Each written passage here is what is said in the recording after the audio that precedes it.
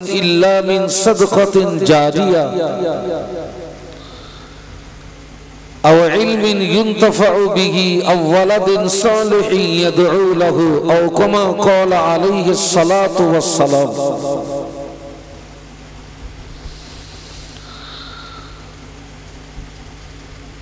সম্মানীয় উলামা হযরত,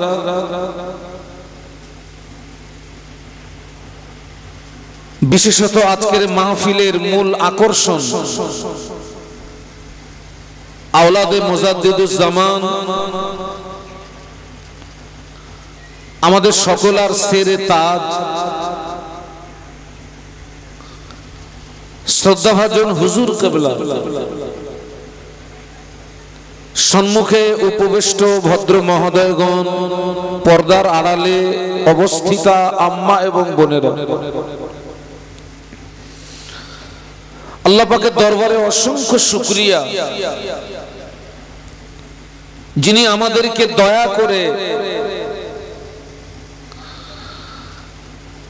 পবিত্র মাহে মুহররমে একটি খাস দোয়ার মজলিসে উপস্থিত হওয়ার তৌফিক দান করেছেন। সকলে কৃতজ্ঞতা প্রকাশে মোহব্বতের সঙ্গে বলি আলহামদুলিল্লাহ। পাশাপাশি প্রিয় নবীর মাজার মুকদ্দাসে জানাই অসংখ্য দরুদ এবং সালাম। সম্মিলিতভাবে অন্তরের অন্তরস্থল থেকে বলি সাল্লাল্লাহু আলাইহি ওয়াসাল্লাম। আমার সামনে আপনারা যারা বসে আছেন, আমার দৃষ্টিতে আপনারা সকলে জ্ঞানী মানুষ। আমরা সবাই একটি বিষয়ে অবগত, আপনি আপনার জীবনে যে কাজ করুন না কেন, সেই কাজের পিছনে একটা উদ্দেশ্য থাকে। আজকের যে মাহফিলটি হচ্ছে, নিশ্চিত এই মাহফিল দেওয়ার পিছনে একটা উদ্দেশ্য আছে। মূলত আজকের মাহফিল হলো মৃত্যু ব্যক্তিদের আত্মার কল্যাণার্থে আয়োজিত। আজকের যা কিছু আয়োজন হয়েছে সবটাই হচ্ছে মৃত্যু ব্যক্তিদের জন্য। এবং আমি সর্বপ্রথম দোয়া করি, যে সমস্ত কবরবাসীকে উদ্দেশ্য করে আজকের এই মাহফিলের ইন্তজাম, আল্লাহ পাক এই মুহূর্তে তাদের কবর জগৎকে ক্ষমা করুন। একটু বলুন আল্লাহুম্মা আমিন। এবং মহান আল্লাহ এই মুহূর্তে তাদের কবরকে জান্নাতের নূর দিয়ে গুলজার করে দেন। একটু বলুন আল্লাহুম্মা আমিন। তাহলে ওয়াজ নসিহত বলুন, মেহমানদারি বলুন, সবটাই হচ্ছে মৃত্যু ব্যক্তিদের জন্য। কিন্তু আমাদেরকে প্রথমত একটি কথা আমাদেরকে জানা জরুরি বলে মনে করি। আমরা মৃত্যু ব্যক্তিদের জন্য ওয়াজ নসিহত দিই, মেহমানদারির ব্যবস্থা করি, কিন্তু আমাদেরকে জানতে হবে মূলত ওয়াজ এবং নসিহত মৃত্যু ব্যক্তিদের জন্য নয়। মূলত ওয়াজ এবং নসিহত হচ্ছে জীবিত মানুষদের জন্য।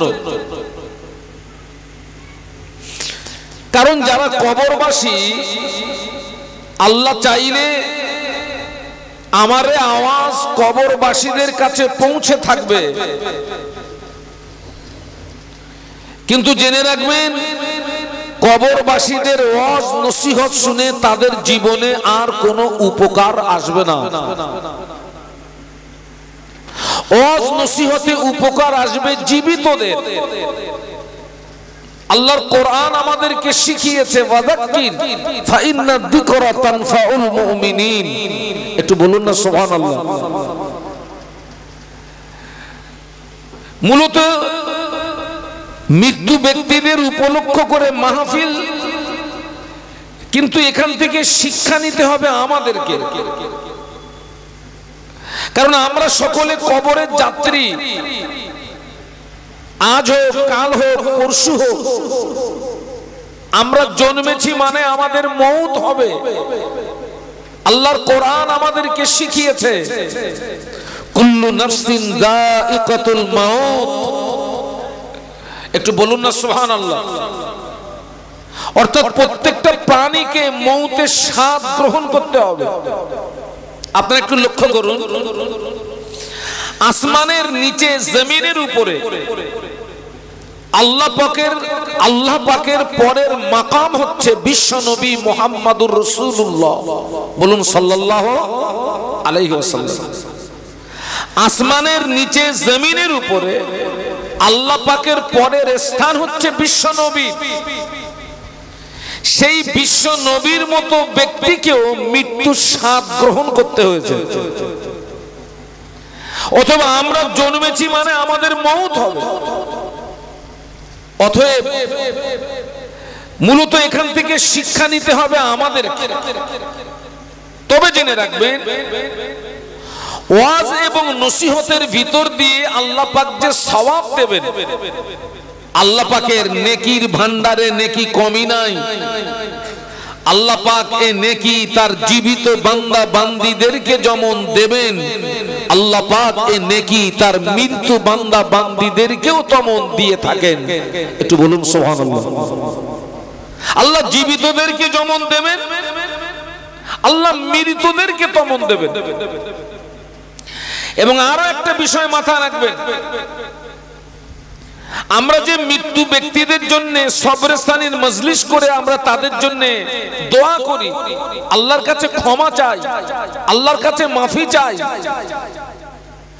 আমাদের সমাজে এক শ্রেণীর মানুষ, তাদের বক্তব্য হচ্ছে, তারা এরকম একটা দৃষ্টান্ত দেয় যে মরা গরু যেমন ঘাস খেতে পারে না, মৃত্যু ব্যক্তিদের জন্য কিছু করলে তারাও সেটা পায় না। কিন্তু তাদের জানা উচিত, মৃত্যু ব্যক্তিদের জন্য ক্ষমা চাইতে হবে, মৃত্যু ব্যক্তিদের জন্য দোয়া করতে হবে। এ শিক্ষা দিয়েছে খোদ আল্লাহর কোরআন আমাদেরকে। একটু বলুন না সুবহানাল্লাহ, একটু মহব্বতে বলুন। মৃত্যু ব্যক্তির জন্য ক্ষমা চাইতে হবে, দোয়া করতে হবে। কে আমাদেরকে শিখিয়েছে? খোদ আল্লাহর কোরআন। আল্লাহ পাক জানে বান্দা অন্যায় করবে, অপরাধ করবে, গুনাহ করবে। আল্লাহ পাক বলে, বান্দা তুই অন্যায় করার পরে, অপরাধ করার পরে, গুনাহ করার পরে তুই আমার কাছে এভাবে দোয়া চাইবি, আল্লাহুম্মা গফির লানা, হে আল্লাহ তুমি আমাকে ক্ষমা করো, ওয়ালি ইখওয়ানিনা আল্লাযীনা সাবাকুনা বিল ঈমান, এবং আমার ওই সমস্ত ভাই দিগকে ক্ষমা করো যারা ঈমান নিয়ে কবরে। একটু বলুন না সুবহানাল্লাহ, একটু মহব্বতে বলুন। মৃত্যু ব্যক্তিদের জন্য ক্ষমা চাইতে হবে, খোদ আল্লাহর কোরআন আমাদেরকে শিখিয়েছে। আল্লাহ জানে বান্দা অন্যায় করবে, অপরাধ করবে, গুনাহ করবে। আল্লাহ শিখিয়েছে, বান্দা তুই গুনাহ করার পরে তুই আমার কাছে দোয়া চাইবি, আল্লাহুম্মা গফির লানা, হে আল্লাহ তুমি আমাকে ক্ষমা করো, ওয়ালি ইখওয়ানিনাল্লাযীনা সাবাকুনা বিল ঈমান, এবং আমার ওই সমস্ত ভাইদিগকে ক্ষমা করো যারা ঈমান নিয়ে কবরে। একটু সুবহানাল্লাহ বলুন, একটু মহব্বতে বলুন। এখান থেকে আরো একটা শিক্ষা অর্জন করা যায়। আমরা যে মৃত্যু ব্যক্তিদের জন্য কোরআন শরীফ, কলেমা শরীফ, দরুদ শরীফ, মিলাদ শরীফ, সালাম শরীফ, ওয়াজ নসিহত, মেহমানদারি করে আমরা মৃত্যু ব্যক্তিদের রুহে আমরা কি করি? ইসালে সওয়াব করি। ইসালে সওয়াবের বাংলা মানে হচ্ছে নেকি পৌঁছানো। কি পৌঁছানো বলুন? ইসালে সওয়াবের বাংলা মানে নেকি পৌঁছানো। তবে এখানে একটা জিনিস পরিষ্কার হতে হবে, আমাদের পাঠিত সওয়াবে সব কবরবাসীরা কিন্তু কবরে উপকৃত হন না। আমাদের পাঠিত সওয়াবে একদল কবরবাসী কবরে উপকৃত হয়, আরেকদল কবরবাসী তারা কিছুই পায় না, তারা হাহুতাশ করে, কান্নাকাটি করে, কিছুই পায় না তারা। আপনাদের মনে একটা প্রশ্ন এসে যাওয়াই স্বাভাবিক যে আমাদের পাপিত সওয়াবে কোন কবরবাসীরা উপকৃত হন আর কোন কবরবাসীরা উপকৃত হন না। কোরআনের ওই আয়াতের দ্বারা স্পষ্ট প্রমাণ পাওয়া যাচ্ছে যে সমস্ত কবরবাসীরা ঈমান নিয়ে কবরে চলে গেছেন তানারাই আমাদের পাপিত সওয়াবে কবরে উপকৃত হন। একটু সুবহানাল্লাহ বলুন। কিন্তু যারা ঈমান হারিয়ে কবরে চলে গেছেন, বিশ্বাস করুন তাদের কবরে যদি উহুদ পাহাড় সমান নেকি ঢেলে দেয় কাজ হবে না, কাজ হবে না। আমাদের ভিতর থেকে যারা কবরে চলে গেছে, কে ঈমান নিয়ে কবরে, কে ঈমান হারিয়ে কবরে, ওটা আমাদের জানার প্রশ্ন নয়, ওটা জানে কে? একটু সবাই মিলে বলুন, আল্লাহ জানে। আমি আগেই বলেছি ওয়াজ নসিহত জীবিতদের জন্য, মৃতদের জন্য নয়। যে কবরবাসী ঈমান নিয়ে কবরে চলে গিয়েছেন, ওই কবরবাসীর ঈমান হারানোর আর ভয় আছে নাকি? আছে না। ঈমান হারানোর ভয় হচ্ছে জীবিতদের, ভয়টা আমাদের। আল্লাহ নবী বললেন ইসবিউর রাজুলু মুমিনান ওয়া ইমসি কাফিরান ওয়া ইমসি মুমিনান ওয়া ইসবিউ কাফিরান। আল্লাহ নবী বললেন আখির জামানায় আমার একদল উম্মতি সকালবেলা ঈমান আনবে, সন্ধ্যাবেলা কাফের হয়ে যাবে, আবার সকালবেলা ঈমান আনবে, সন্ধ্যাবেলা কাফের হয়ে যাবে। একটু বলুন আল্লাহু আকবার, জবান খুলে বলুন। ১৫০০ বছর আগে রাসূলুল্লাহ হাদিসটা বর্ণনা করেছিলেন, ইসবিউর রাজুলু মুমিনান ওয়া ইমসি কাফিরা ওয়া ইমসি মুমিনান ওয়া ইসবিউ কাফিরা। রাসূল বলেছেন আখিরি জামানায় আমার একদল উম্মতি সকালবেলা ঈমান আনবে, সন্ধ্যাবেলা কি হবে? বলুন বলুন। এই হাদিস কি জ্যান্তদের জন্য না মরাদের জন্য? জীবিতদের জন্য। আবার রাসূল বলেছেন সন্ধ্যাবেলা ঈমান আনবে, সকালবেলা কাফের হবে।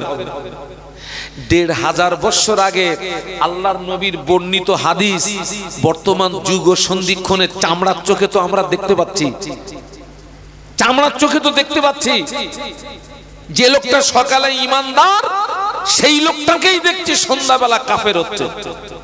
আবার দেখছি যে লোকটা সন্ধ্যাবেলা ঈমানদার সেই লোকটাকে আবার দেখছি সকালবেলা কাফের হচ্ছে।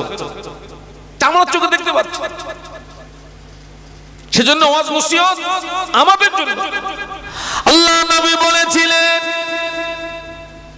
আল্লাহ নবী একদিন আক্ষেপ করে দোয়া করেছিলেন, আল্লাহ পাক আমার উম্মতি দিগকে যেন ১৪০০ হিজরি না দেখতে হয়।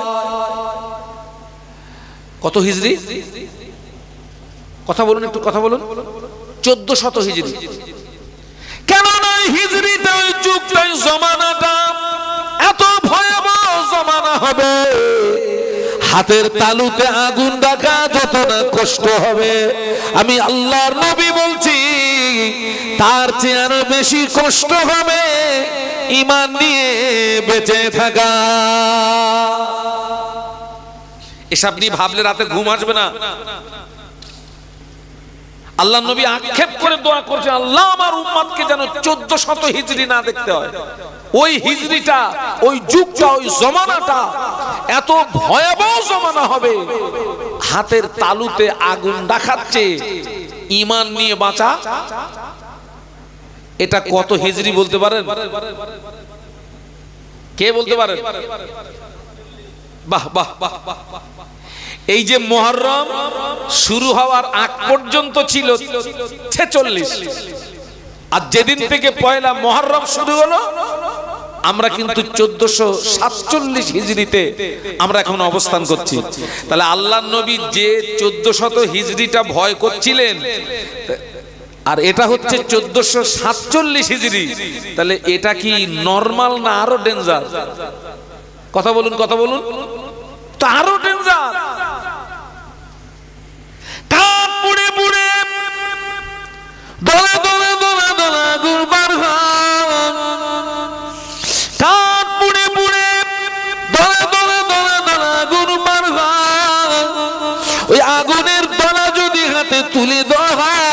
রাখা যাবে না বাবাজি, তার চেয়ে আরো বেশি কষ্ট হবে ঈমান নিয়ে বেঁচে থাকা। ঈমান যদি ঠিক থাকে, নামাজের দাম আছে, রোজার দাম আছে, হজের দাম আছে, দান খয়রাতের দাম আছে, তাসবিহ তেলাওয়াতের দাম আছে, জিকির আজকার মুরাকাবা মুশাহাদার দাম আছে। ঈমান যদি ঠিক না থাকে বেটা, তোর আমলের মূল্য নাই। আমার কথা বুঝতে পারছেন নাকি? চিনির পানি এক গ্লাস এখানে রাখতে বলেছিলেন, আমার কিন্তু সুগার ফল করতে বলো, শিখিয়ে যাও। হ্যাঁ, কি বলছিলাম? ঈমান যদি ঠিক থাকে, নামাজের দাম আছে, রোজার দাম আছে, হজের দাম আছে, দান খয়রাতের দাম আছে, তাসবিহ তেলাওয়াতের দাম আছে, জিকির আজকার মুরাকাবা মুশাহাদার দাম আছে। ঈমান যদি ঠিক না থাকে, আমলের কোনো মূল্য নাই। ঈমান যদি মজবুত হয়, আমল যদি অল্প হয়, আল্লাহ পাক ওই বান্দা বান্দি দিগকে নাজাত দান করবে। ঈমান যদি মজবুত না, আমল যদি উহুদ পাহাড় সমান হয়, ওই আমলে নাজাত পাওয়া কঠিন হয়ে যাবে। একদম আয়নার মতো স্পষ্ট কথা। ঈমান যদি মজবুত হয়, আমল যদি, একটু কথা বলুন, অল্প হয়, অল্প হয়, আপনি নাজাত পেয়ে যাবেন। আর ঈমান দুর্বল, আমল উহুদ পাহাড় সমান, নাজাত পাওয়া কঠিন হয়ে যাবে। আজকের বিশ্বাস করুন, লক্ষ্য করুন, আমার সমাজ লক্ষ্য করুন, আমরা অধিকাংশ মানুষ ঈমানের দিক দিয়ে দুর্বল না মজবুত? খুব দুর্বল। এটা আমাদের স্বীকার করতে হবে। আমরা ঈমানের দিক দিয়ে এক শ্রেণীর মানুষ খুবই দুর্বল। আমি বলি, আমাদের ঈমান হচ্ছে কচুর পাতার মিডিলে পানি থাকার মতো ঈমান। এই বর্ষার সময় আসমান থেকে রহমতের পানি বর্ষণ হয়, দেখবেন কচুর পাতার মিডিলে কিছু পানি বেঁধে থাকে, মৃদু বাতাস হয়, ওই পাতার মাথা দোল খায়, একটু হাওয়া, একটু ধাক্কা জোরে দিলে মিডিলের পানি কোথায় যায়? ঠিক ততই বছর এক শ্রেণীর মুসলমানের ঈমান হচ্ছে ওই কচুর পাতার মিডিলে পানি থাকার মতো ঈমান। আবার আপনাদেরকে স্মরণ করিয়ে দেই, ওই কবরবাসীরা আমাদের পাঠিত সওয়াবে উপকৃত হবে যারা কি নিয়ে কবরে? ঈমান নিয়ে কবরে। এখান থেকে 30 বছর 40 বছর আগে অধিকাংশ মসজিদ ছিল কাঁচা, কিন্তু মুসল্লিদের ঈমান ছিল পাকা। একটু সুবহানাল্লাহ বলবেন। হসপিটালের বেডের মতো চিচি করলে হবে? একটু মহব্বতে বলি না সুবহানাল্লাহ। 30 বছর 40 বছর আগে অধিকাংশ মসজিদ ছিল কাঁচা, মুসল্লিদের ঈমান ছিল পাকা। আর এখন অধিকাংশ মসজিদ শান শওকাত হয়ে গিয়েছে, কিন্তু অধিকাংশ মুসল্লিদের ঈমান দুর্বল হয়ে গিয়েছে। মানেন না? মানেন না? মসজিদ শান শওকাত হয়ে গেছে, বিশাল কারুকার্যওয়ালা,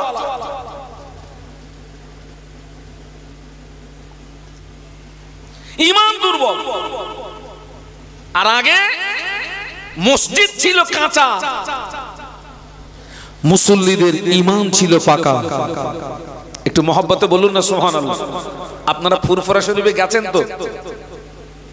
ফুরফুরা শরীফের মুজাদ্দিদুজ্জামান যে মসজিদে আল্লাহকে ডেকে ডেকে ডেকে ডেকে আল্লাহর ওলি হয়েছিলেন, মুজাদ্দিদিয়াতের লাকাব পেয়েছিলেন, ওই মসজিদটা পাকা না কাঁচা? যে কারা কারা ওই মসজিদে নামাজ পড়েছেন হাত তুলে দেখান তো। মাটির মসজিদ বাবা এখনো আছে। আমাদের গ্রামের অনেক ছেলেরা ফুরফুরা শরীফে যায়, ফুরফুরায় গিয়েও নামাজ পড়ে না। আমি ওদের বলেছি তুই নামাজ পড় আর না পড়, আমার মুজাদ্দেদে জামান যে মসজিদে আল্লাহকে ডেকে ডেকে আল্লাহর ওলি হয়েছিলেন, মুজাদ্দেদিয়াতে লাকাব পেয়েছিলেন, অন্তত ওই মসজিদ থেকে একটু ঘুরে আসিস, তোর নামাজ পড়তে হবে না, একটু ঘুরে আসিস। ফুরফুরা শরীফে 4 শহীদান হুজুরের মাজার জিয়ারত করেছেন কারা কারা? 4 শহীদান। ও 4 শহীদান হুজুরের মাজারে যেতে রাস্তার বাঁহাতে একটা মসজিদ আছে, 800 বছরের পুরাতন মসজিদ। একটু বলুন আল্লাহু আকবার। কত বছরে বলেছি? 800 বছরের পুরাতন মসজিদ। ওটা আমার জানা ছিল না। আমি গেল রমজানে একটু ফুরফুরা শরীফে গেছিলাম জিয়ারাতে, তো মন চাইলো আজকের একটু হাঁটতে হাঁটতে 4 শহীদান হুজুরের মাজারে যাব। অন্য দিনে গেছি জমিদারের মতন গাড়িতে গেছি, রমজান শরীফের মাসে মন চাইলো আমি একটু হেঁটে হেঁটে 4 শহীদান হুজুরের মাজারে যাব। তো আসরের নামাজের সময় হলো, একজন পথিককে জিজ্ঞাসা করলাম, ভাই আসরের নামাজ পড়বো, মসজিদ আশেপাশে? বললো একটু আগিয়ে যান, 800 বছরের পুরাতন মসজিদ পেয়ে যাবে। আমি গেলাম, গেট দিয়ে ঢুকলাম, ঢুকেই আমার নজর পড়ে গেল, গেট দিয়ে ঢুকেই ডান সাইডে তাকিয়ে দেখি সেই মাটির দেয়াল এখনো দেখা যাচ্ছে, কিন্তু মসজিদের ভিতরে গিয়ে দেখছি তাকবীর দেন, নারায়ে তাকবীর, জোরে বলুন নারায়ে তাকবীর, সকলে জোরে বলুন নারায়ে তাকবীর। শ্রদ্ধাভাজন হুজুর কিবলা, শ্রদ্ধাভাজন হুজুর কিবলা, আশিকে রাসূল সুলতানুল ওয়াইজিন ছোট হুজুর পীর কেবলা রহমাতুল্লাহ আলাইহির কলিজার টুকরা, বলুন জিন্দাবাদ।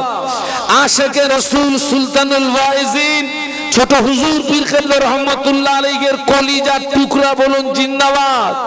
নারায়ে তাকবীর। সিলসিলায়ে হক মুজাদ্দিদুজ জামান, নারায়ে তাকবীর।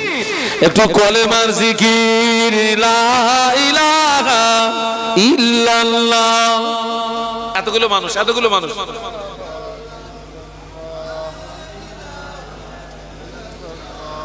মুহাম্মাদুর রাসূলুল্লাহ, বলো লা ইলাহা ইল্লাল্লাহ।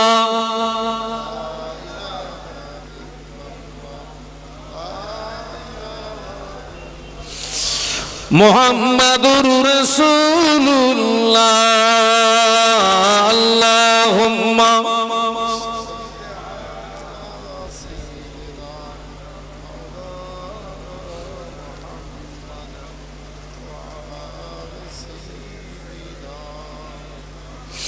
সকলে একটু জবান খুলে বলি আল্লাহু আকবার, আর একটু আওয়াজ বাড়ান, বলুন আল্লাহু আকবার। আল্লাহকে ডাকলে আল্লাহ খুশি হন না রেগে যান? আল্লাহ কোরআন শরীফের ভিতরে বলেছেন উদউনি আস্তাজিব লাকুম, বান্দা তুই আমাকে ডাক, আমি আল্লাহ তোর ডাকে সাড়া দিয়ে থাকি। একটু বলুন সুবহানাল্লাহ। মুজাদ্দিদুজ জামান মাটির মসজিদে আল্লাহকে ডেকে ডেকে ডেকে ডেকে আল্লাহর ওলি হয়ে গেলেন, মুজাদ্দিদিয়াতের লাকাব পেয়ে গেলেন। 5 হুজুর মাটির মসজিদে আল্লাহকে ডেকে ডেকে আল্লাহর ওলি হয়ে গেলেন। আর আমরা মসজিদে এসি লাগিয়ে আল্লাহ পাওয়া যায় না।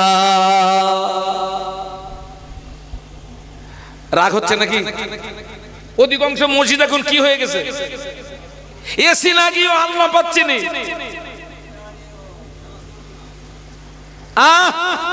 মাটির মসজিদে আল্লাহ হাসিল করে ফেললেন, মুজাদ্দিদিয়াতের লাকাব পেয়ে গেলেন, আর এসি লাগিয়ে আল্লাহ পাচ্ছে না।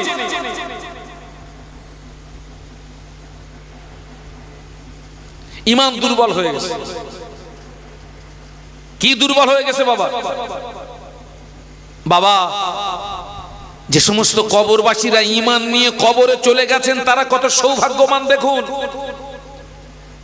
এই যে আজকের এখানে মাহফিল হচ্ছে, এখানে শেষ দোয়া হবে, তো এই দোয়ায় তাম পৃথিবীর জমিনে জিন ইনসান নারী পুরুষ যারা কবরবাসী এখান থেকে তাদের জন্য দোয়া হবে না? হবে না? হবে তো। আজকের কি শুধু মাহফিল শুধু আমাদের এই বিরামনগরে হচ্ছে? যদি পশ্চিম বাংলা দিয়ে হিসাব করি হাজারো মাহফিল হচ্ছে, যদি টোটাল ভারতবর্ষ দিয়ে হিসাব করি লাখো মাহফিল হচ্ছে, শুধু মাহফিল না দোয়ার মজলিস। আর যদি টোটাল বিশ্ব দিয়ে হিসাব করি কোটি কোটি দোয়ার মজলিস হচ্ছে। যারা ঈমান নিয়ে কবরে চলে গেছে ওই কোটি কোটি দোয়ার হকদার তারা হয়ে যায়। একটু বলুন সুবহানাল্লাহ, একটু মহব্বতের সঙ্গে বলুন। কিন্তু যারা ঈমান হারিয়ে কবরে চলে গেছে তাম বিশ্বের জমিনে দোয়ার মজলিস হবে, ওরা কিছু পাবে না। সেজন্য আমি বলেছি ভয় আমাদের বেশি, কারণ যারা কবরে চলে গেছে তারা তো একটা জায়গায় আশ্রয় নিয়েছে বাবা। আমরা যারা জীবিত কোন হালাতে মৌত হবে ওটা কি এখন বলা যাবে? একটু কথা বলুন, কোন হালাত? ইমানি হালাতে না অন্য কোন হালাত? আল্লাহর ওলি আব্দুল্লাহ ইবনে মুবারক রাহমাতুল্লাহ আলাইহি, যিনি ছিলেন একজন হাদিস বিশারদ পণ্ডিত। কি নাম বলেছি? আব্দুল্লাহ ইবনে মুবারক রাহমাতুল্লাহ আলাইহি, যিনি ছিলেন একজন হাদিস বিশারদ পণ্ডিত, যিনি মানুষদেরকে মুরিদ করতেন, মুরিদ বানাতেন, মুরিদ করতেন। তো ওনার মুরিদের ভিতরে কোন একজন মুরিদের মুমূর্ষ পরিস্থিতির খবর ওনার কাছে এসে পৌঁছেছে। তো আল্লাহর ওলি ওনার মুরিদকে দেখতে গেছেন। তার মানে আমি আর একটু খুলে বললে আপনাদের বুঝতে সুবিধা হবে। এই যে রেজাউল ইসলাম, ওর সঙ্গে আমার একটা সুসম্পর্ক আছে। আল্লাহ না করুক আমার যদি কোনো দুঃসংবাদ রেজাউলের কাছে পৌঁছায়, ওর নৈতিক দায়িত্ব কি? আমাকে দেখতে আসা। আবার রেজাউলের পক্ষ থেকে যদি আমার কাছে কোনো দুঃসংবাদ আসে, আমার নৈতিক দায়িত্ব কি? তাকে দেখতে যাওয়া। তো আব্দুল্লাহ ইবনে মুবারক রাহমাতুল্লাহ আলাইহি উনি মানুষদেরকে মুরিদ করতেন। তো ওনার মুরিদের ভিতরে কোন একজন মুরিদের মুমূর্ষ পরিস্থিতির খবর ওনার কাছে এসে পৌঁছেছে। উনি ওনার সেই মুরিদকে দেখতে গিয়েছেন। দেখতে গিয়ে দেখে মুরিদ একদম মৃত্যুর দোরগোড়ায়, মানে গলার কাছে ঘর ঘর ঘর ঘর ঘর ঘর করে আওয়াজ হচ্ছে। যে মুরিদ মৃত্যুর দুয়ারে, এই মুরিদ সম্পর্কে একটু শুনুন। এই মুরিদের জীবনে নেক আমলে কোনো ঘাটতি ছিল না, জীবনে নেক আমলে কোনো। আবার এই মুরিদ জীবনে প্রকাশ্য কোনো শরীয়ত বিরোধী, এই মুরিদ প্রকাশ্য শরীয়ত বিরোধী কোনো কাজের সঙ্গে যুক্ত ছিলেন না। নেক আমলে ঘাটতি নেই, আবার প্রকাশ্যভাবে শরীয়ত বিরোধী কোনো কাজের সঙ্গে বলুন বলুন যুক্ত নেই। সেই মুরিদ মৃত্যুর দুয়ারে, মৃত্যু যাতনায় কষ্ট পাচ্ছে। আব্দুল্লাহ ইবনে মুবারক রাহমাতুল্লাহ আলাইহি চিন্তা করলেন, আল্লাহ এ তো আমার মুরিদ কষ্ট পাচ্ছে, আমি এখন কি করি? এই যে মৃত্যু যাতনা, এটা কারোর দীর্ঘদিন থাকে, কারো 2-1 ঘন্টা থাকে, কারোর 2-1 মিনিট থাকে। তবে এই মৃত্যু কষ্ট পৃথিবীর কোন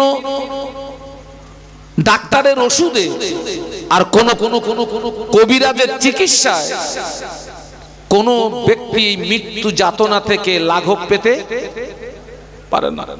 আল্লাহর ওলি চিন্তা করছে, আল্লাহ তো আমার মুরিদ মৃত্যু যাতনায় কষ্ট পাচ্ছে, আমি কি করি?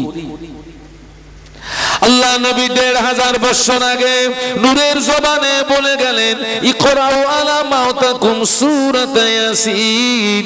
আল্লাহ নবী বললেন, তোমরা মুমূর্ষ ব্যক্তি মাথার পাশে বসে বসে তোমরা কোরআন শরীফের সূরা ইয়াসিন তেলাওয়াত করবে। কেন না ওই সূরা ইয়াসিনের বাবারকাতে, সূরা ইয়াসিনের ফজিলতে আল্লাহ পাক ওই মুমূর্ষ ব্যক্তির মৃত্যু যাতনা থেকে লাঘব দান করবে। একটু মহব্বতে বলুন, আল্লাহ রাসূল কি বলেছেন? তোমরা মুমূর্ষ ব্যক্তির পাশে বসে তোমরা কি করবে? কোরআন শরীফের সূরা ইয়াসিন তেলাওয়াত করবে। আর তাই দেখবেন আমরা তাই করি। তো মুমূর্ষ ব্যক্তির মাথার পাশে বসে আমরা কি করি? কোরআন তেলাওয়াত করি। আব্দুল্লাহ ইবনে মুবারক রহমাতুল্লাহ আলাইহি ওই মুরিদের মাথার পাশে বসে বসে কোরআন শরীফের সূরা ইয়াসিন তেলাওয়াত করছিলেন। মুরিদ বলছে, হুজুর আপনিও পড়বেন না, আমি শুনবো না। এই আমার দিকে তাকান, আমার দিকে তাকান। মুরিদ বলছে, হুজুর আপনিও পড়বেন না, আমি শুনবো না। আল্লাহর ওলি মুরিদকে কি শোনাচ্ছিলেন? কোরআন শোনাচ্ছিলেন। আর মুরিদ এই কথা বলা মানে সে তো কোরআনকে প্রত্যাখ্যান করছে, কোরআনকে ফিরিয়ে দিচ্ছে। লক্ষণটা ভালো না খারাপ? আমি একটু আগেই বলেছি, এই মুরিদের জীবনে নেক আমলে কোনো ঘাটতি নেই বলো, আবার প্রকাশ্যভাবে শরীয়ত বিরোধী কোনো কাজের সঙ্গে যুক্ত নেই। আব্দুল্লাহ ইবনে মুবারক রহমাতুল্লাহ আলাইহি খুব টেনশনে পড়ে গেলেন। আল্লাহ, আমার মুরিদ এর সম্পর্কে তো আমি খুব ভালো জানি, এরকম হচ্ছে কেন? আপনি ডাক্তারের কাছে একটা রোগ নিয়ে গিয়েছেন, ডাক্তার রোগ নির্ণয় করে ওষুধ দিয়েছেন, ওষুধে যদি কাজ না হয় নেক্সট বারে গেলে ডাক্তার কি করে? ওষুধটা পাল্টায়। আল্লাহর ওলি আব্দুল্লাহ ইবনে মুবারক রাহমাতুল্লাহ আলাইহি ওই মুরিদের মাথার পাশে বসে বসে আল্লাহর নবীর অপর একটি হাদিসের উপরে আমল করলেন। আল্লাহর নবী বললেন, তোমরা মুমূর্ষু ব্যক্তি মাথার পাশে বসে বসে তোমরা কলেমা শরীফের তালকিন দেবে। কলেমা শরীফের তালকিনের বাংলা মানে হলো, তোমরা মুমূর্ষু ব্যক্তি মাথার পাশে বসে বসে মৃদু আওয়াজে কলেমা শরীফ পড়তে থাকবে। ওই মুমূর্ষু ব্যক্তি তোমার সঙ্গে সুর মিলিয়ে একবার যদি কলেমাটা পড়ে ফেলে, ওই অবস্থায় যদি মওত হয়ে যায়, আল্লাহর নবী বললেন, মান কানা আখিরু কালামিহি লা ইলাহা ইল্লাল্লাহ ফাদাখালাল জান্নাহ। আল্লাহর নবী বলেছেন, যার শেষ বাক্য হবে কলেমা, শেষ কথা হবে কলেমা, আমি আল্লাহর নবী বলছি ওই ব্যক্তিটার ঠিকানা হবে আল্লাহ পাকের দয়ার জান্নাত। আল্লাহ রাসূল বলেছেন, তোমরা মুমূর্ষু ব্যক্তির মাথার পাশে বসে বসে কলেমা শরীফের তালকিন দেবে। কলেমা শরীফের তালকিনের বাংলা মানে মুমূর্ষু ব্যক্তির মাথার পাশে বসে কলেমা পড়বে, কিন্তু ওকে পড়তে আদেশ না করবে। কোন মুমূর্ষু ব্যক্তিকে কলেমা পড়ার আদেশ করা যাবে না। কেন যাবে না? মনে করুন ওই সময়টায় ওর মৃত্যু কষ্ট হচ্ছে। বাবা, মৃত্যু কষ্ট আপনি তো দেখতে পাচ্ছেন না, আর সেই সময় আপনি ওকে যদি বলেন আমি কলেমা পড়ছি, আপনি একটু পড়ুন তো, ওই কষ্টের কারণে ও যদি একবার বলে ফেলে না আমি পড়বো না, ওই অবস্থায় যদি মউত হয়, মউত হবে ঈমান হারিয়ে। সেই জন্য আল্লাহ রাসূল বলেছেন, তোমরা মুমূর্ষু ব্যক্তির মাথার পাশে বসে বসে মৃদু আওয়াজে কলেমা পড়ো। ও যদি নসিব ভালো হয়, তোমার পড়ার সঙ্গে সুর মিলিয়ে ও যদি একবার কলেমাটা পড়ে ফেলে, ওই অবস্থায় যদি মউত হয়ে যায়, আমি আল্লাহর রাসূল বলছি ওর ঠিকানা হবে আল্লাহ পাকের রহমতের দয়ার জান্নাত। আব্দুল্লাহ ইবনে মুবারক রাহমাতুল্লাহ আলাইহি কলেমা শরীফের তালকিন দিচ্ছিলেন। মুরিদ একটু বেশ ঝাঁঝালো মেজাজে বলছে, হুজুর আপনিও পড়েন না, না পড়েন, আমি পড়বো না। কথাটা বলাও শেষ, মুরিদের মউত হয়ে গেল। বলুন না ইন্না লিল্লাহি ওয়া ইন্না ইলাইহি রাজিউন। আচ্ছা, এ পর্যন্ত যা শুনেছেন, ওই লোকটা বাহ্যিক দিক দিয়ে ঈমান নিয়ে মরল না ঈমান হারিয়ে মরল? বলুন বলুন। কিন্তু ওই লোকটার যা বর্ণনা দিয়েছি তাতে কি ঈমান হারানোর কথা ছিল? না। ঈমান হারালো কেন? এই কেন প্রশ্নের উত্তরগুলো আমি আপনাদেরকে খুব শর্ট আকারে দিচ্ছি। যেহেতু আজকের কবরবাসীদের উপলক্ষে মাহফিল, সেজন্য আমি এই কথাগুলো বলছি। চলুন আমরা একটু মদিনা শরীফ থেকে ঘুরে আসি। মদিনায় যেতে মন চায় না? চলুন একটু ঘুরে আসি। দরুদ শরীফ আল্লাহুম্মা। এতগুলো মানুষ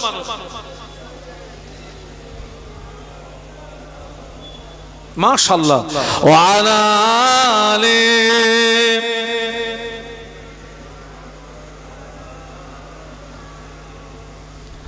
আহা, আব্দুল্লাহ ইবনে মুবারক রাহমাতুল্লাহ আলাইহি মুরিদের মাথার পাশে বসে বসে ডুকরিয়ে ডুকরিয়ে কাঁদছেন। আল্লাহ কি তোমার বিচার? এই লোকটা যদি ঈমান হারিয়ে মরে যায় তো পৃথিবীর জমিনে ঈমান নিয়ে মরবে কে? আল্লাহ তো আমার মুরিদ, এর সম্পর্কে তো আমি খুব ভালোই জানি। হুজুর মুরিদের পাশ থেকে উঠে গিয়ে ঘরের ভিতরে প্রবেশ করে দরজা বন্ধ করে দিয়ে টুকরিয়ে টুকরিয়ে কাঁদছেন। এক নাগারে 40 দিন শুধু ওয়াক্তে ওয়াক্তে নামাজ পড়েছেন আর কেঁদেছেন হুজুর, এবং 40 দিন আল্লাহর আসমানের দিকে মাথা উঁচু করে তাকাননি, ভয়ে এ আমার মুরিদ না জানি ওই দায়ে আমার উপরে আল্লাহর গজব নাজিল হয় কিনা। আর গজব নাজিল হয় শিরোবাগ আসমান থেকে। এর ভিতরে হুজুরের মুরিদের আপনার দাফান কাফান হয়ে গেছে। হুজুর খুব কাঁদছেন। 40 দিন অতিবাহিত হলো। আল্লাহর ওলি আব্দুল্লাহ ইবনে মুবারক রাহমাতুল্লাহ আলাইহি 40 দিন পরে স্বপ্ন দেখেন। হুজুর স্বপ্নের ভিতরে দেখেন আল্লাহর ফেরেশতারা হুজুরের মুরিদকে জাহান্নামায় নিয়ে যাচ্ছে।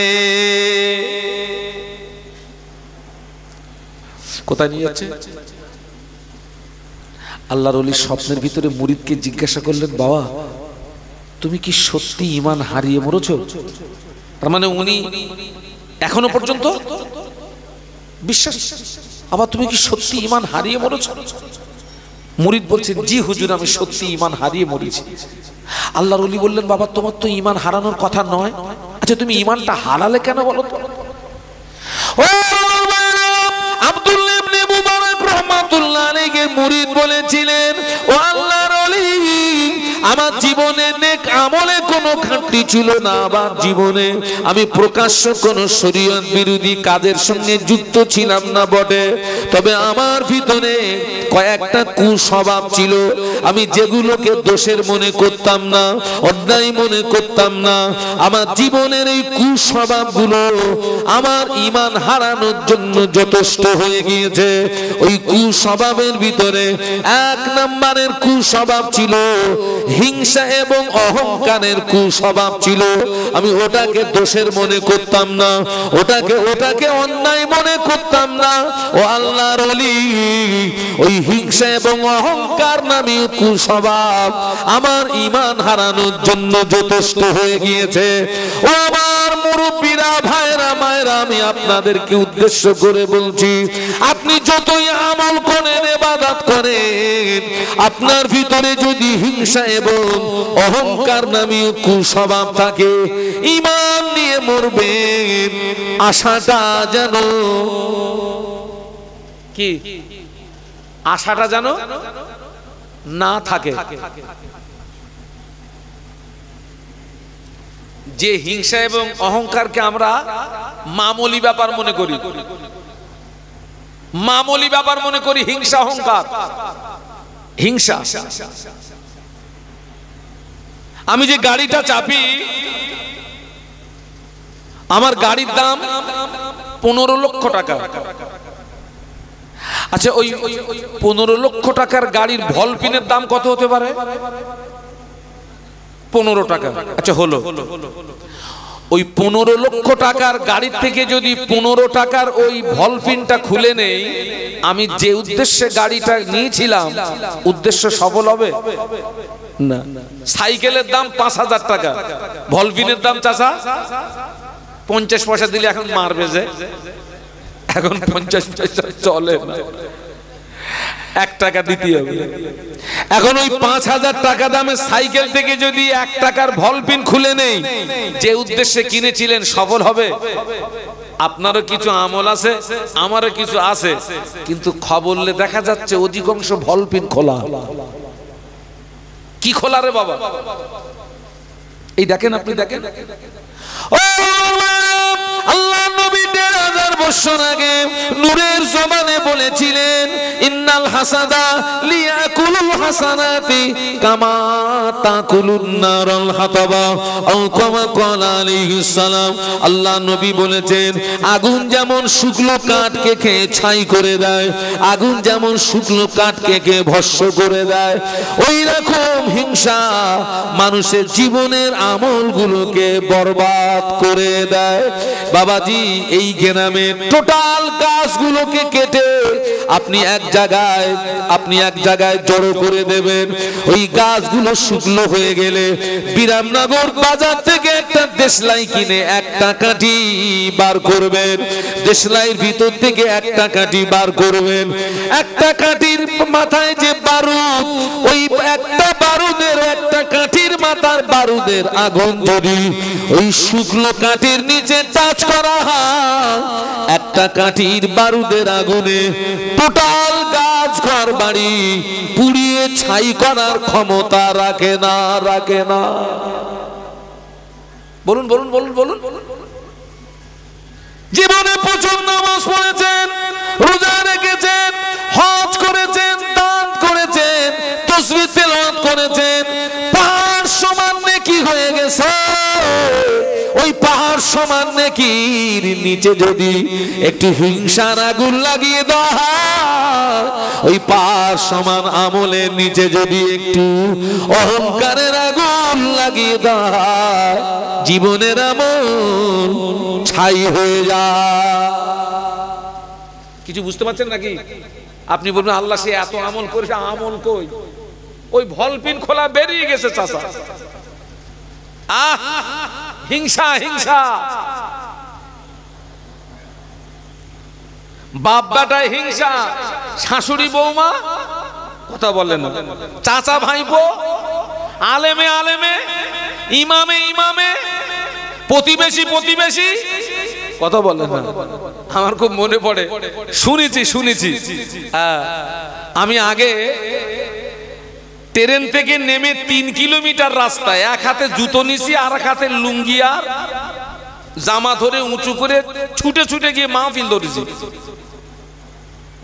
শুরুর জীবনে কথা বলছি তো আল্লাহকে বলেছিলাম, আল্লাহ একটা সাইকেল হয়, এরকম করে আর কতদিন ছুটবো, একটা সাইকেল হয়।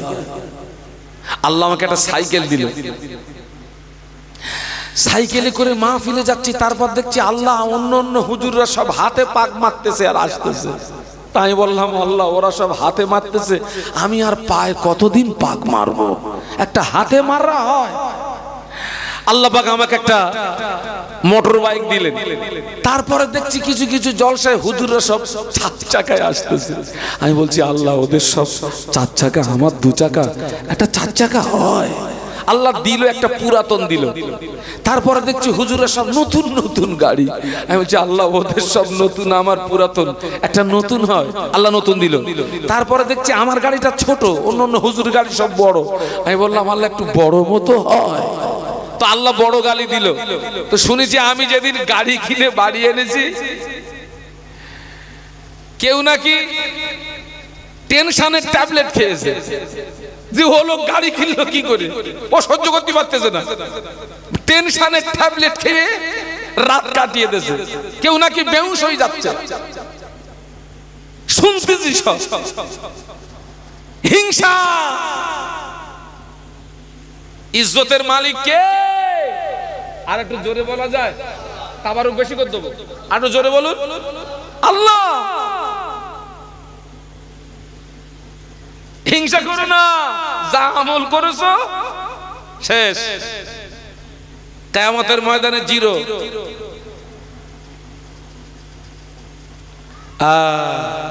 কিসের হিংসা করছো? কিসের হিংসা? অর্থের হিংসা।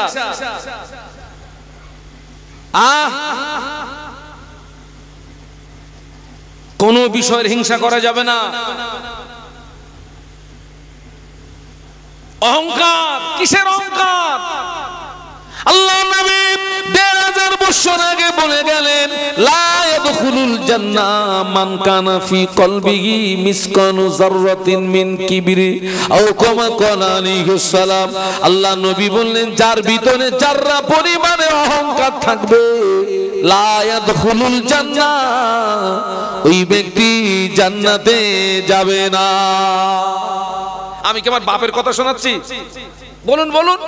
আল্লাহ নবীর হাদিস শোনাচ্ছি, আমার বাপের কথা শোনাচ্ছি।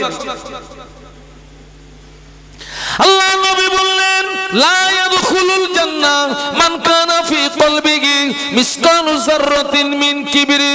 আল্লাহ নবী বললেন, ওই ব্যক্তি জান্নাতে যাবে না যার ভিতরে জাররা পরিমাণে অহংকার থাকবে। জাররার ব্যাখ্যা দিতে গিয়ে তফসীর কারকরা ব্যাখ্যা দিয়েছে, জমিন দিয়ে যে ছোট্ট পিপিলিকা গুলো চলে ওই পিপিলিকার মাথাকে জাররা বলা হয়। আল্লাহর কোন বান্দা, আল্লাহর কোন বান্দির ভিতরে অতটুকু পরিমাণে যদি অহংকার জায়গা পায়, লা ইয়াদখুলুল জান্নাহ, ওই ব্যক্তি জান্নাতে যাবে না। নবীর হাদিস, নবীর হাদিস। ধরা পড়বো না, পড়বো না?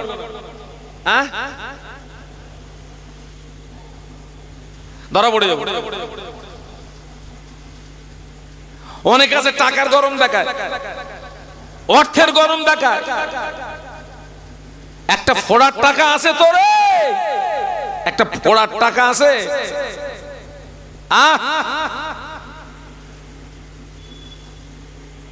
আল্লাহু আকবার।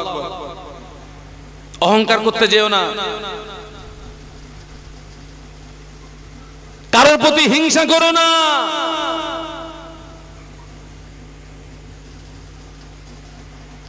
জীবনের আমলগুলো বরবাদ হয়ে যাবে, মরণের সময় বেঈমান হয়ে মরণ হবে,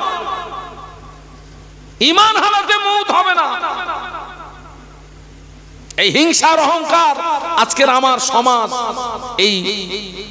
এই রোগে দাউ দাউ করে চলছে। এই রোগে একটা ফ্যামিলির ভিতরে দেখুন, একটা ফ্যামিলির ভিতরে দেখুন, সেখানে হিংসা অহংকার আছে না নেই?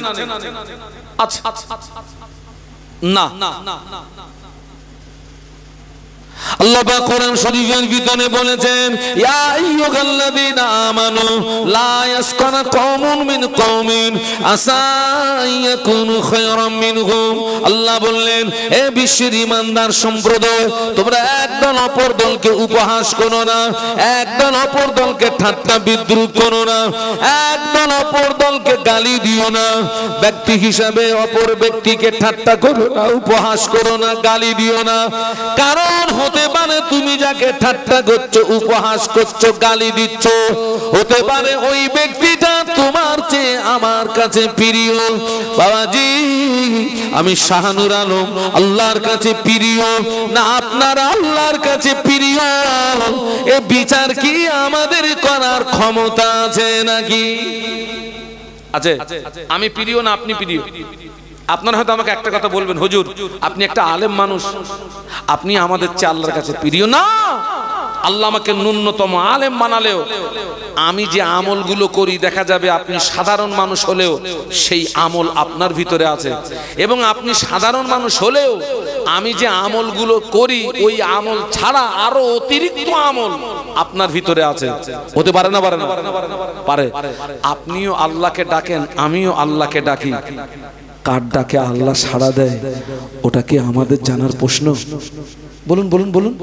না না বাবা, কেউ যদি ভালো থাকে, সুখে থাকে, শান্তিতে থাকে, এই সুখ শান্তিটা ওকে দিয়েছে কে?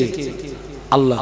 তাহলে ওই ব্যক্তির সুখ শান্তিতে কেউ যদি হিংসা করে, এই হিংসাটা আপনার এই যে হিংসাটা বর্তাবে শেষ কোথায়? বলুন বলুন। আল্লাহ পর্যন্ত পৌঁছে যাবে না? ও ভাগটা তো আল্লাহ করেছে। এই যে কেউ গরিব কেউ ধনী, ভাগটা কে করেছে? আল্লাহ করেছে। তুমি হিংসা করার কে? তোমার বুকের ভিতরে জ্বলে কেন? একটা মানুষ খেটে খুঁটে সুন্দর ভাবে তার সংসার পরিচালনা হচ্ছে, আর একজন খাটে না, বসে বসে খায় লোকের ঝাড়াপাটি। আচ্ছা, ও যদি ওই খাঁটা লোকটারে হিংসা করে, ও মানায়? কথা বলে না? তুই খাট না, খেটে খা।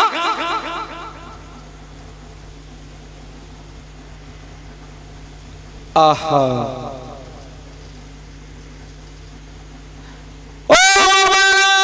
আপনি ধনী বলে গরিবকে উপহাস করতে পারবেন না, আপনি ধনী বলে গরিবকে ঘৃণা করতে পারবেন না, আপনি ধনী বলে গরিবকে গালি দিতে পারবেন না। কেননা হতে পারে ওই গরিবটা আপনার চেয়ে আল্লাহর কাছে প্রিয়। একটু সুবহানাল্লাহ বলা যাবে? একটু মহব্বতে বলা যাবে?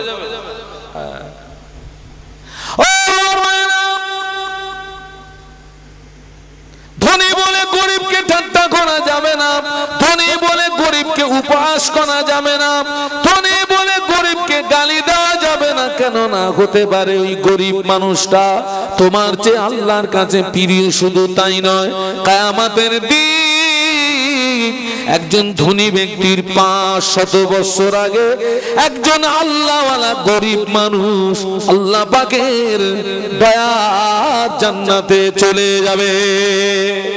একটু মহব্বতে বলুন না, ধনী ব্যক্তির কত বছর আগে?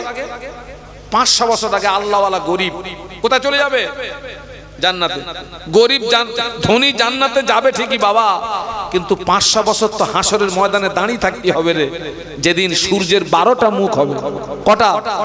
এখন একটা, তাই এসি আরো 11টা বেশি হবে। জমিন পুড়ে লাল তামা হবে, মাথার ঘিনু টকবক করে ফুটবে। হাসরের ময়দানে তো দাঁড়িয়ে থাকতে হবে 500 বছর। গরিবরা আগে কেন যাবে? ছোট্ট একটা উদাহরণ দিচ্ছি।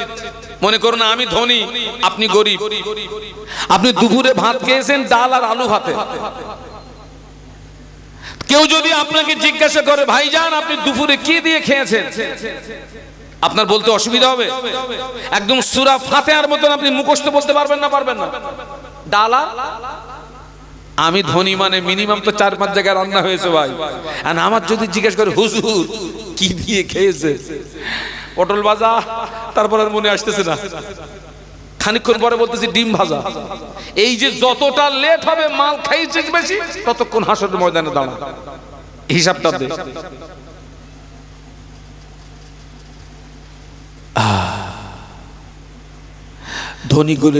ধনী বলে গরিবকে ঠাট্টা করো না। আপনি শিক্ষিত বলে অশিক্ষিতকে উপহাস করতে পারবেন না। এই শিক্ষিতর দল হতে পারে ওই অশিক্ষিত মানুষটা তোমার চেয়ে আল্লাহর কাছে প্রিয়। আপনি গাদা জ্ঞান অর্জন করেছেন, আল্লাহ হাসিল করতে পারেননি। আর একজন আকাট মূর্খ আল্লাহ হাসিল করে ফেলেছে। দুজনের ভিতরে মূল্য বেশি কার? কার? আমি গাদা জ্ঞান অর্জন করেছি কিন্তু আল্লাহ হাসিল করতে পারেনি। আরো আকাট মূর্খ আল্লাহ হাসিল করে ফেলেছে। একটু বলুন না সুবহানাল্লাহ। আপনার চামড়া সাদা বলে কালো চামড়া লোকটাকে ঘৃণা করতে পারবেন না। চামড়া সাদা বলে কালো চামড়া লোকটাকে উপহাস করতে পারবেন না। কেননা হতে পারে ওই কালো চামড়াওয়ালা লোকটা তোমার চেয়ে আল্লাহর কাছে প্রিয়। একটু মহব্বতে সুবহানাল্লাহ বলা যাবে? বাবাজি, নবীর দরবারে যে সমস্ত মানুষেরা বসে থাকতেন অধিকাংশ সব হচ্ছে ধনী না গরিব? বলুন বলুন। সব হচ্ছে সমাজের পিছিয়ে পড়া মানুষ, গরিব মানুষ। ধনীরা ঠাট্টা করত। আর এই যে গরিবদের কোনো মূল্য নেই। এটা নবীর জমানা থেকে গরিবদের কোনো মূল্য নেই। আজকে আমার সমাজ দেখুন, গরিব যদি অন্যায় করে গরিবের অপরাধের সাজা হয়, আর ধনী যদি অপরাধ করে মাল ধামা চাপা দেওয়া হয়। ঠিক বলছি না ভুল বলছি? বাবা, সব দৃষ্টি চাপা দিলি আল্লাহর দৃষ্টি চাপা দেওয়া যাবে না বাবা, না। আজকের আমার সমাজ দেখুন, গরিবের বিচার নেই, গরিবের বিচার নেই। এবং আরো একটা কথা বলছি, শুনে রেখে দেন। কোন একজন বুজুর্গ দার্শনিক তিনি বলেছেন 3টে আমল ব্যতীত 3টে আমল কবুল হয় না। আমার কথা বুঝতে অসুবিধা হচ্ছে না তো? তিনটে আমল ব্যতীত তিনটে আমল কবুল হয় না। নাম্বার 1, যাকাত বিধান ছাড়া নামাজ। নামাজ ধনীরা যদি যাকাত না দেয়, আপনার যাকাত প্রথা ছাড়া আপনি নামাজ কায়েম করতে পারবেন না। কোরআন শরীফে এসেছে আকিমুস সালাহ ওয়া আতুজ যাকাত, নামাজের পরেই কি? যাকাত। যাকাত আজকের বিশ্বাস করুন, কিয়ামতের ময়দানে এক শ্রেণীর গরিব মানুষ তারা ধনীদেরকে পাকড়াও করবে। তারা বলবে, আল্লাহ এরা যদি এদের অর্থের সমপরিমাণে যাকাত দিত, আল্লাহ আমরা সুদের সঙ্গে আমাদের সম্পর্ক তৈরি হতো না, অন্যায়ের সঙ্গে আমাদের সম্পর্ক তৈরি হতো না। আল্লাহ এদের মালের যাকাত দেয়নি, তুমি এদেরকে পাকড়াও করো। অধিকাংশ যারা যে সমস্ত ধনীরা যাকাত মেরেছে এরা কিন্তু কিয়ামতের ময়দানে পাকড়াও হয়ে যাবে। এবং যাদের উপরে যাকাত ফরজ, যারা যাকাত দেয়নি ওরা এক প্রকার হারামখোর। আর ওদের নামাজ আল্লাহর দরবারে কবুল হয় না। ওদের নামাজ আল্লাহর দরবারে কবুল হয় না। আমার চামড়ার চোখে দেখা বাবাজি, যারা সার্ভিসম্যান তাদের একটা ওটা পিএফ এর টাকা বলে, পিএফ এর টাকা। বিশ্বাস করুন, অনেক চাকরিজীবী আছেন, সেটাও আমার চামড়ার চোখে দেখা, যারা সুন্দরভাবে হিসাব করে যাকাত দেয়। আর অধিকাংশ চাকরিজীবী তারা ওই আপনার পিএফ এর টাকা পুরোটাকে গায়েব করে দেয়, তার কোনো যাকাত দেয় না। এবং আমার সমাজে অধিকাংশ ধনী মানুষ সম্পত্তির হিসাব করে সঠিকভাবে যাকাত, কথা বলুন, দেয় না। বাবা, এরা যদি সঠিকভাবে যাকাত দিত, আমার সমাজে গরিবতা দূর হতো। যারা যাকাত দিল না, ওদের নামাজ কবুল হবে না, ওরা এক প্রকার হারামখোর। কিয়ামতের ময়দানে ওই গরিবরা ওদেরকে, ওই ধনীদেরকে পাকড়াও করবে। আল্লাহকে বলবে, আল্লাহ এদেরকে পাকড়াও করো, এরা আমাদের হক নষ্ট করেছে। ওদের নামাজ ইবাদত আমল কবুল হবে না, কারণ ও এক প্রকার হারামখোর। আল্লাহু আকবার। কিয়ামতের ময়দানে অসহায় হয়ে যাবে। নবীর দরবারে যারা থাকতো সব অধিকাংশ গরিব মানুষ। আর গরিবের মূল্য নেই, গরিবের দাম নেই। এটা হচ্ছে, আমি আপনাদেরকে বলে দিই, বিশ্ব নবীর জমানা থেকে। আল্লাহ নবী যখন পৃথিবীর জমিনে আসলেন, সে সময় মক্কার নিয়ম ছিল যে মেয়েরা বাচ্চা প্রসব করত, তাদের মায়েরা তাদেরকে দুধ পান করাতো না। দুধ পান করানোর জন্য ধাত্রী পাওয়া যেত। আল্লাহু আকবার। তো তায়েফের বনি সাদ গোত্রের একদল মেয়েরা আসছে মক্কায়, ওই শিশু বাচ্চা তালাশে আসছে। একটু দরুদ শরীফ, আল্লাহুম্মা এইটা কি শরীরে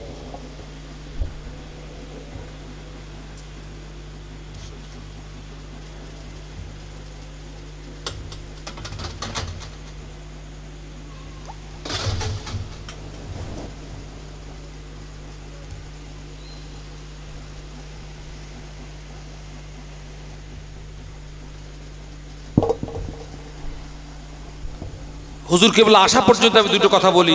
আমি আপনাদেরকে বলবো, শর্ট আকারে বলছি, আপনি ধনী বলে গরিবকে উপহাস করতে পারবেন না, আপনি শিক্ষিত বলে অশিক্ষিতকে ঘৃণা করতে পারবেন না, আপনার চামড়া সাদা বলে কালো চামড়ার লোকটাকে ঘৃণা করতে পারবেন না। কারণ হতে পারে কিয়ামতের কারণ হতে পারে ওই মানুষগুলো আপনার চেয়ে আল্লাহর কাছে প্রিয়। আমি যে কথা বলতে বলতে এই পর্যন্ত এসেছি, আব্দুল্লাহ ইবনে মুবারক রাহমাতুল্লাহ আলাইহি হুজুরের মুরিদ, যে হুজুর আমার ভিতরে নেক আমলে কোনো ঘাটতি ছিল না, প্রকাশ্যভাবে শরীয়ত বিরোধী কোনো কাজের সঙ্গে যুক্ত ছিলাম না। তবে আমার ভিতরে কয়েকটা কুস্বভাব ছিল, তার ভিতরে এক নাম্বার হিংসা এবং অহংকারের কুস্বভাব ছিল, আমি ওটাকে দোষের মনে করতাম না। আর দুই নাম্বারের আমার ভিতরে রোগ ছিল, চুগলিগিরির স্বভাব ছিল, চুগলিগিরির স্বভাব। বলছে হুজুর আমি একের কথা আর একের সঙ্গে লাগিয়ে দিয়ে আমি খুব তৃপ্তি পেতাম, আনন্দ পেতাম, আমি এটাকে দোষের মনে করতাম না, এটাকে অন্যায় মনে করতাম না। বলছে হুজুর ওই চুগলিগিরি স্বভাব আমার ঈমান হারানোর জন্য যথেষ্ট হয়ে গেছে। আজকের এই চুগলিগিরি স্বভাব আমার সমাজে এক শ্রেণীর নারী পুরুষের ভিতরে আছে না নেই? ধরা পড়ে যাবে এরা। এক শ্রেণীর নারী আছে, ওদের সারা দিনের কাজ হচ্ছে একের কথা, একের কথা আর একজনের কাছে লাগানো, দ্বন্দ্ব বাঁধিয়ে দেওয়া, ফাসাদ বাঁধিয়ে দেওয়া। আর যাদের এই চুগলিগিরি স্বভাব যাদের ভিতরে আছে, ওদের ইবাদত আল্লাহর দরবারে কবুল হয় না। আব্দুল্লাহ ইবনে মুবারক রাহমাতুল্লাহ আলাইহি হুজুরের মুরিদ বললেন, হুজুর আমার ভিতরে 3 নাম্বারের আরেকটা কুস্বভাব ছিল, আমি কঠিন রোগে আক্রান্ত ছিলাম। ওই রোগ থেকে মুক্তি পাওয়ার জন্য আমি বছরে একবার করে মদ পান করতাম। কবার কবার কবার সবাই মিলে বলুন। হুজুর আমি কঠিন রোগে আক্রান্ত ছিলাম, আর সেই রোগ থেকে মুক্তি পাওয়ার জন্য আমি বছরে একদিন করে মদ পান করতাম। ওটা আমার ঈমান হারানোর জন্য যথেষ্ট হয়ে গেছে। আচ্ছা এক বছরে রোগ থেকে মুক্তি পাওয়ার জন্য একদিন মদ খেয়ে যদি ঈমান যায়, এখন তো পানির মতন চালাচ্ছে। এসব মাল কিভাবে মরবে? সব একে ঈমান নিয়ে মরবে না পাক্কা বেঈমান হয়ে মরবে? আরে কথা বলেন না কেন আপনারা? খুব সাবধান। আবার ঘুরিয়ে বলছি, আমি এই পর্যন্ত কোন কোন কথা বলতে বলতে এই পর্যন্ত এসেছি। ওই সমস্ত কবরবাসীরা আমাদের পাঠিত সবে উপকৃত হয় যারা কি নিয়ে কবরে? ঈমান নিয়ে কবরে, ঈমান নিয়ে কবরে। মৃত্যু আমাদের সামনে, কোন হালাতে মৌত হবে আপনিও জানেন না, আমিও জানি না। অতএব আমাদের ভয় থাকা উচিত। দুটো রাস্তা, ডাইনে গেলে জান্নাত, বাঁয়ে গেলে জাহান্নাম। আমি যদি বাঁয়ে গিয়ে আমি যদি জাহান্নামায় যাই, আমি যদি কারোর দোষ দেই যে অমুকের জন্য আমি জাহান্নামে এসেছি, ঠিক হলো না ভুল হলো? ভুল হলো। ঈমানি রাস্তায় যদি আমরা থাকতে পারি, ঈমানি গাড়িতে যদি আমরা থাকতে পারি, আর নেক আমল যদি করতে পারি, আর এই ধারাবাহিকতার সঙ্গে যদি জীবন অতিবাহিত হয়, আল্লাহ চাইলে ঈমানি হালাতে মৌত হয়ে যাবে। একটু বলুন সুবহানাল্লাহ, একটু মহব্বতে বলুন সুবহানাল্লাহ। কঠিন সময় বাবা, কঠিন সময়। আবার বলছি কঠিন সময়, খুব কঠিন সময়। ওই যে রাসূল বলেছিলেন, হাতের তালুতে আগুন রাখার চেয়ে আরো বেশি কষ্ট হবে ঈমান নিয়ে বলুন বলুন বলুন বেঁচে থাকা। অতএব আজকের এই মৃত্যু ব্যক্তিদের উপলক্ষেই মাহফিল থেকে অন্তত আমরা এতটুকু শিক্ষা এখান থেকে আমরা নিয়ে যাই, ঈমান আমাকে মজবুত করতে হবে। আপনার ঈমানটা ঠিক আছে কিনা একটু মাঝে মাঝে চেক করবেন। আপনি বলবেন হুজুর আমি কি করে চেক করব আমার ঈমান ঠিক আছে কিনা? আল্লাহ রাসূল একটা সুন্দর একটা থিওরি আমাদেরকে শিখিয়েছেন। আল্লাহ নবী বললেন, আল্লাহর কোন বান্দা, আল্লাহর কোন বান্দি একটা নেকির কাজ করেছে, নেকির কাজ করার পরে মনে মনে যদি তৃপ্তি পায়, আল্লাহর কোন বান্দা, আল্লাহর কোন বান্দি একটা গুনার কাজ করেছে, গুনার কাজ করার পরে মনে মনে যদি কষ্ট হয়, আল্লাহ নবী বললেন, আমি আল্লাহ নবী বলছি ওই ব্যক্তিটার ভিতরে ঈমান আছে। একটু সুবহানাল্লাহ বলুন। মনে হয় কথাটা বুঝতে পারেন। আরো একবার বলছি, নেকির কাজ করার পরে মনে যদি কি পাওয়া যায়? তৃপ্তি। আর গুনার কাজ করে মনে যদি কি হয়? কষ্ট। তাহলে জানবেন আপনার ঈমান আছে। নেকির কাজ করেছেন মনে তৃপ্তি পাচ্ছেন না, গুনার কাজ করেছেন মনে কষ্ট হচ্ছে না। তাকবীর দেন, নারায়ে তাকবীর, নারায়ে তাকবীর।